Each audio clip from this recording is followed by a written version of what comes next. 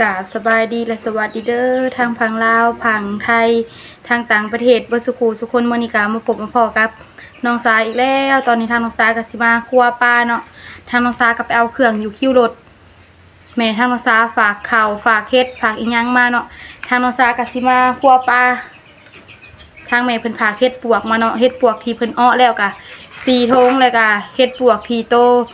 ยังบ่ได้อ้อเพิ่นห่อใส่ใบตองมาเนาะกระไรเติบสีแกงกินมะแรงเนาะแต่กะสิคั่วปลาเขาตู้ก่อนมีปลาตองปลาอีหยังหลายๆชนิดเนาะโดยมันนี้เป็นจังไดก็ไปเบิ่งกันเลยมันนี่เลยปลาที่แม่ทางน้องสาฝากมาเนาะหลายแฮงเนาะทางน้องสาก็สิมาคั่วเขาตู้ไว้กินหลายมื้อเนาะเดี๋ยวทางน้องสาก็สิตั้งกล้องไว้นี่เลยทางน้องสาก็สิขึ้นไปคั่วปลาเนาะ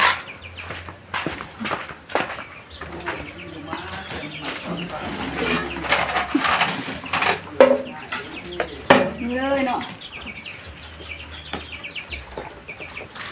เป็นผักมาให้เฮาก็สิเอากระเป๋าห่อเฮาก็สิเซาะเกล็ดออก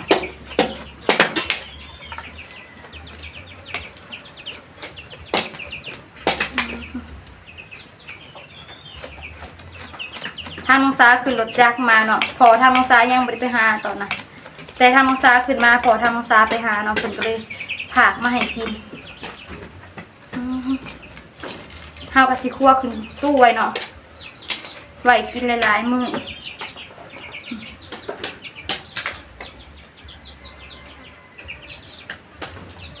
มีปลาหลายชนิดเลย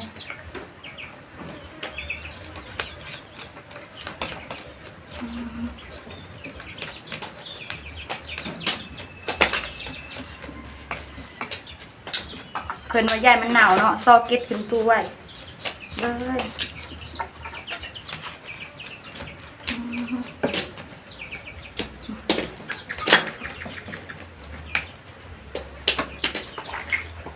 มันก็คั่วปลานี่เลยเนาะปลาขาว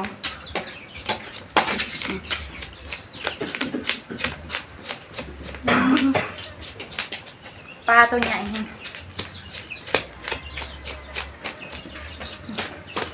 ทางน้องสากระติซอกเก็ดแบบนี้เลย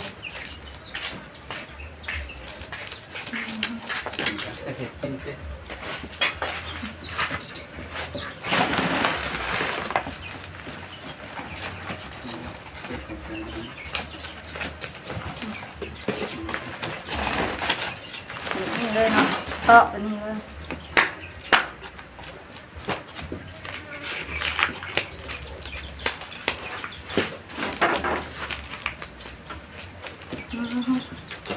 สอดกาดเลยเนาะเก็ดมันกระชิพุ่มเลยเดี๋ยวไปทำถึงปัดกวดเลยเนาะ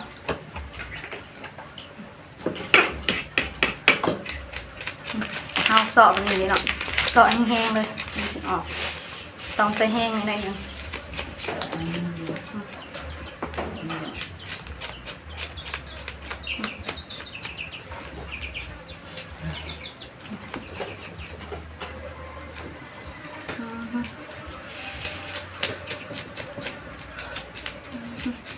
แ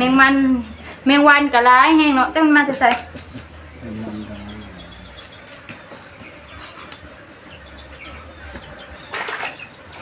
ปลานี่เลยเนาะ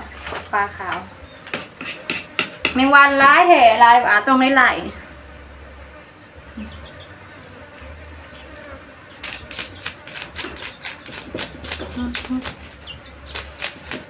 เบิ่งกล้องแห่โท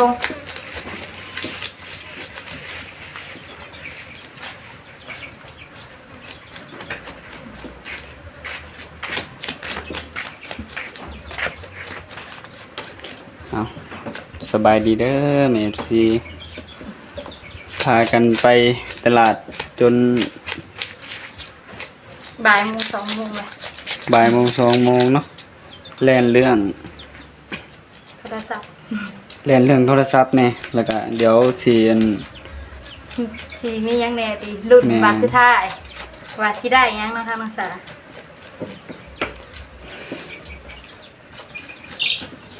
เพราะว่าปลาทางแม่น้องสาวมาแต่บ้านก็คั่วก่อนยันมันเน่าเนาะพี่น้องเพราะว่าเอามาแต่ เศร้าพุ่นแหละย่ามันเน่าก่อนก็เลยอั่นมาครัวปลาก่อนเนาะเดี๋ยวสิให้เบิ่งว่าได้หยังแหน่เนาะ ได้เห็ดปวกได้อีหยังอีหยาได้ข้าวแน่เห็ดปวกกะสีทงแหละนะก็เห็ดปวกที่เพิ่นอันนั้นเนาะที่เพิ่นเฮ็ดปวกที่เพิ่นยังบ่ได้เฮ็ดหยังเลยมันยังดิบเนาะเพิ่นก็ห่อใส่ใบตองให้แกงกินเป็นแซ่บเนาะเพิ่นฝากมาให้ลูกสาวเพิ่นกินอยากกินทางน้องสาวนะ แล้วน้ำมันบ่กิน อืม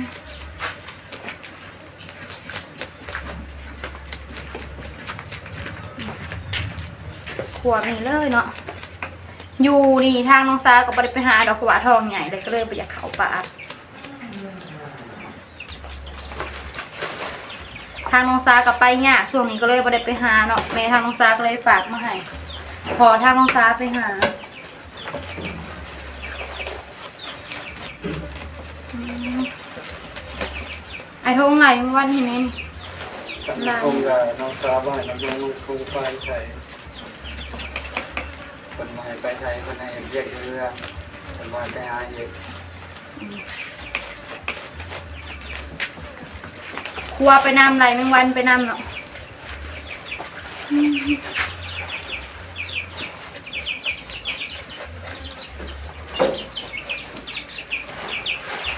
ไปเที่ยวน้ำได้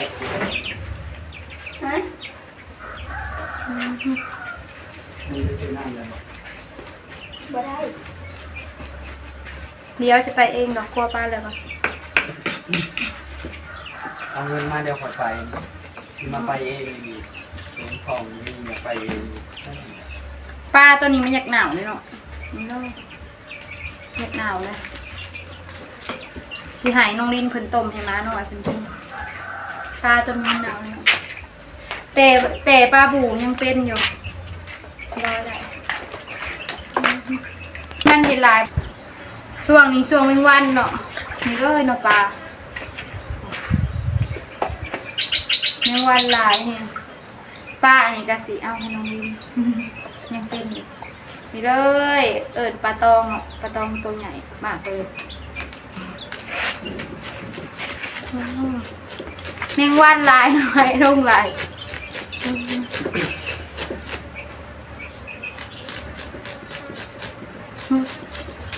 ป่านคือเป็นยังไงวะ มาอ่านเสร็จกินก่อนเลยว่าต้มปลาก่อน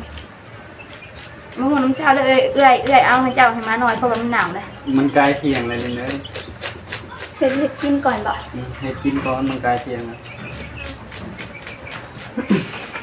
ต้มปลาเนี่ยมาหน่อย เอาให้น้องลิ้นเพราะว่ามันหนาวแล้วตีพิมพ์ก็ได้ ช่วงอันนี้บ่ได้ใส่หรอก บอก เอาไว้เลย เอาใส่ปลา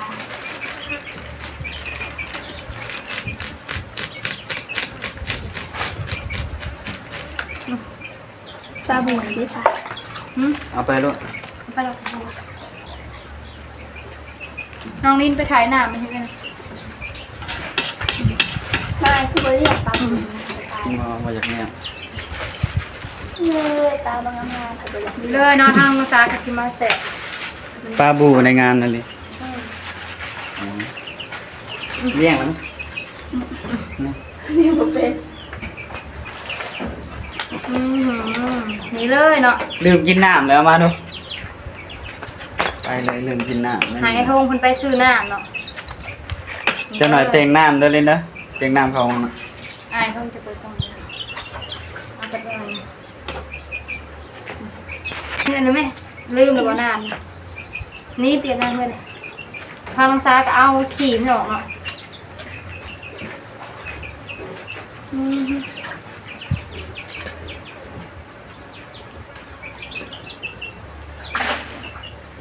พัดลมก็มาเปิดเนาะอ่อน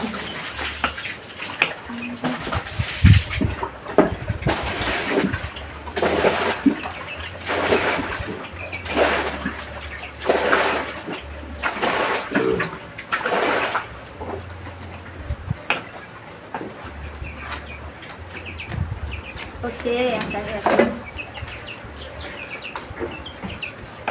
เอาขี่ปลาออกมา ที่ป้าเอาแล้วเฮาก็สิมาหั่นเฮาก็สิเอือบเลย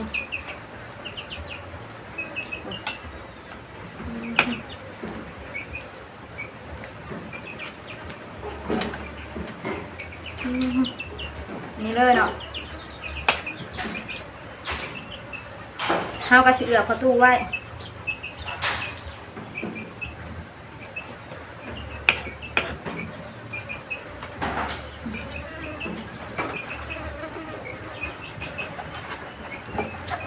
สิหอยน้ำมาน้องนิ้นน้องนิ้นเป็นสิหอยน้ำกินเนาะ โอ้ ผ่าดังมาเลยเนาะ ดังว่ะ อ้า เจอแล้ว ไข่ปลา เบิ่งทำน้องซ้ายหยัดไข่กันดิ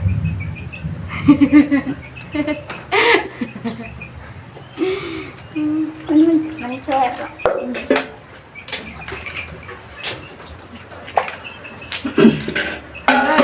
เฮาก็สิมาหั่นเฮาก็สิล่างเฮาสิเอือบเลยเนาะ อยู่เฮือนนะข่อยสิไปหาเห็ด ฮะ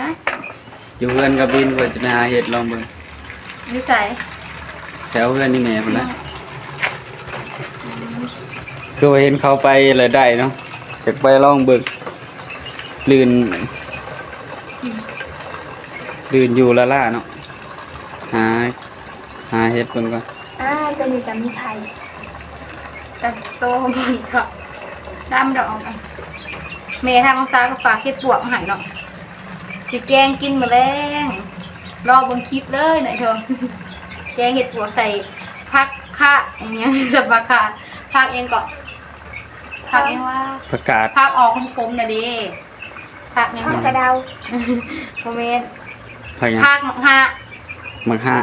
อืม อยู่บ้านเจ้าเอิ้นมังฮะ แม่ อยู่เอิ้นน่ะอยู่บ้านข่อยเอิ้นว่าหมากอิหยังก็ ลืมซื้อหมากเลย มันปางนะติ มันบ่แม่นหมากฟางเว้าไป เหมือนกินด้นกะลิลีสื่อมัน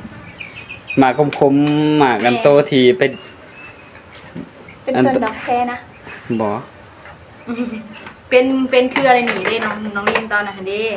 หมากมันคมๆน่ะเด้ หมักสไลด์ หมาก สไลด์อะไร หมากสไลด์ น้องลินยังจำได้เนาะ ถ้า สไลด์ ถ้าบอกเพิ่นว่ามันอยู่ในนี่เดี๋ยวเพิ่นจำได้เด้แต่ทางบ้านน้องซาเอิ้นผักอิหยังก็ไอ้ทงคอยว่ามีนะ หมากค่ะ บ่แม่น้องลินเอาไปให้ได้ตัวนี้ ทักนี่ค่ะ ลูกลืมเลย ผักเองเกาะน้องสาวน้องสาวเขาลืมนี่เลยเนาะปลาเสื่อมตัวนี้ก็อันนี้ก็ปลาเสื่อมเนาะ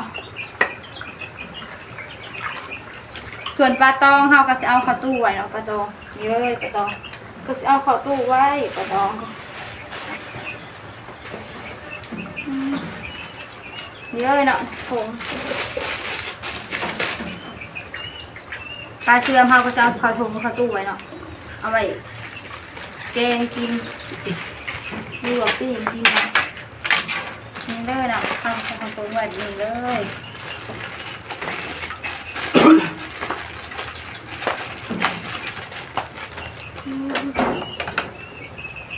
เห็ดอยู่เห็ดกินไว้เนาะ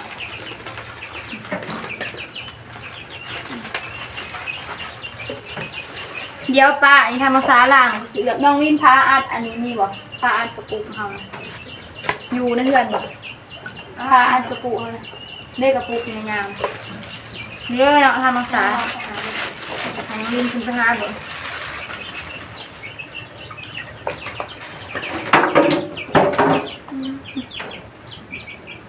เดี๋ยวทำมาซากับชีมาเอือกเนาะใส่เป็นนัวลงไปเนาะ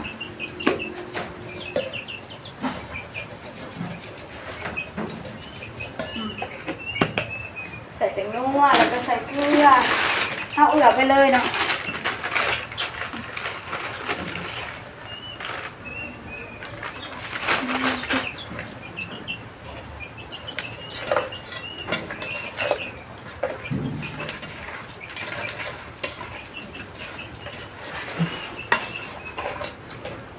ปิ้งปลากินบ่อยถง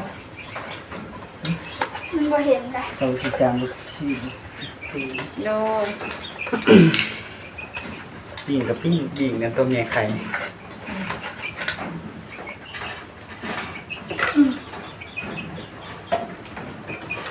แล้ว ใส่กระปุกไว้เลยนะมันสีลมอยู่เมื่อเรากระปุกนี่หน่อยได้เยอะกระต้านน้องลินมาเห็นกัน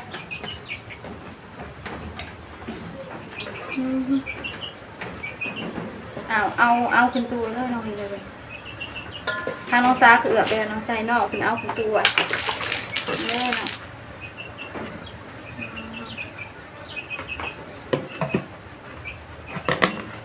นะน้องลินไปปิ่งเลยไอ้น้องมาย่อหน้าอันนี้ไปทิมเลยซอยกันเห็ดเนาะอันนี้ก็จะเป็นปลาตองครัวหรือว่าเอาเข้าตู้เลยเนาะไอ้ทงครัวแล้วกันนี่เลยน้องปลามันก็แม่ทงเนาะไปยังเอาเข้าตู้ไว้เอาไว้กินลายมือเนาะเฮาแยกออกต่างหากเนาะตัวใดเฮาเห็ดเลยแล้วไปเลยเนาะนี่เลยบัดครัวปลาข้าวเดียวเนาะแล้วเลยเกือบแล้วเรียบร้อยเอาก็จะเอาเข้าตู้ไว้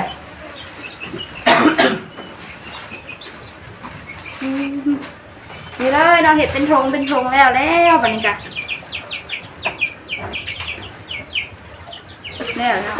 ในวันอยากไล่เนี่ยส่วนบัดนี้ทางน้องซากับครัวปลาขวดยังก็แล้วบัดแล้วเนาะไอ้ทงขึ้นปะเป็นยังไงทงมื้อนี้กะพ้นกะสิตกเลยเนาะทางน้องซากับบ่ได้ลงคลิปตอนเช้าเนาะเพราะว่าข้าไปเอาเครื่องและกะได้หับข่าวดีมื้อนี้น้อยทงได้หับข่าวดี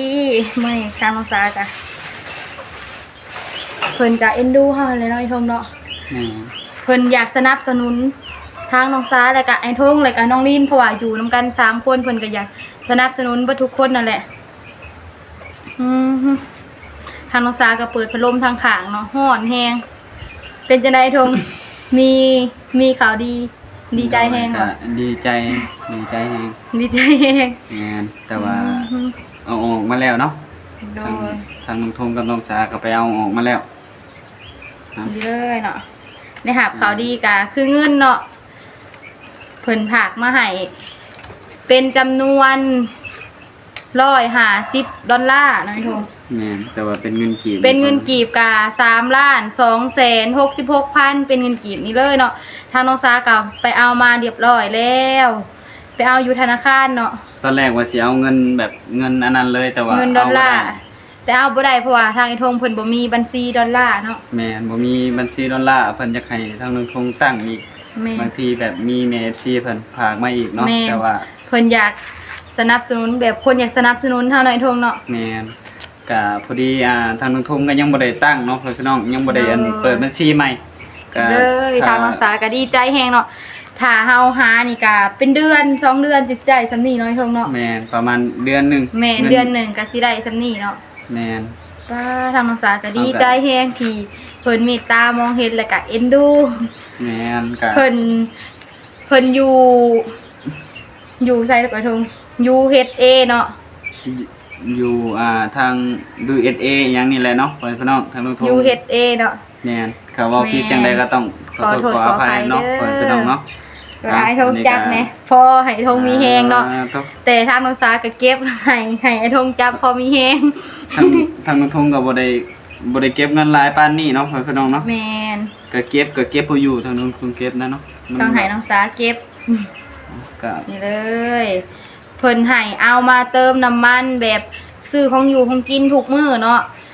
และกาทาเรือก็มีแต่เอาใส่จ่ายตอนทางน้องสาคลอดลูกเพิ่นว่า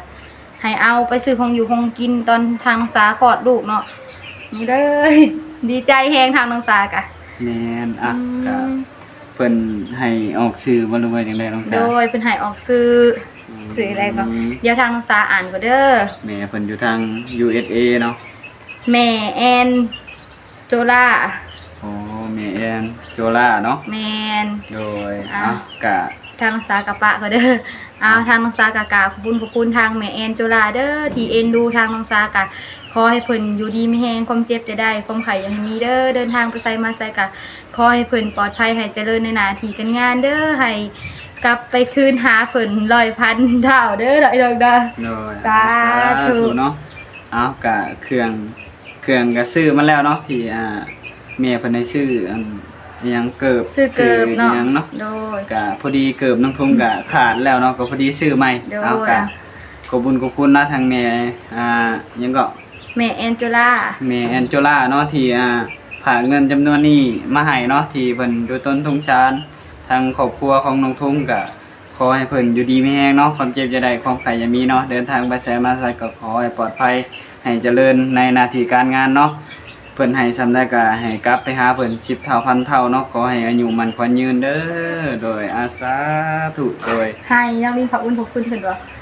แม่นกะ น้องลินมานี่ก่อนป้า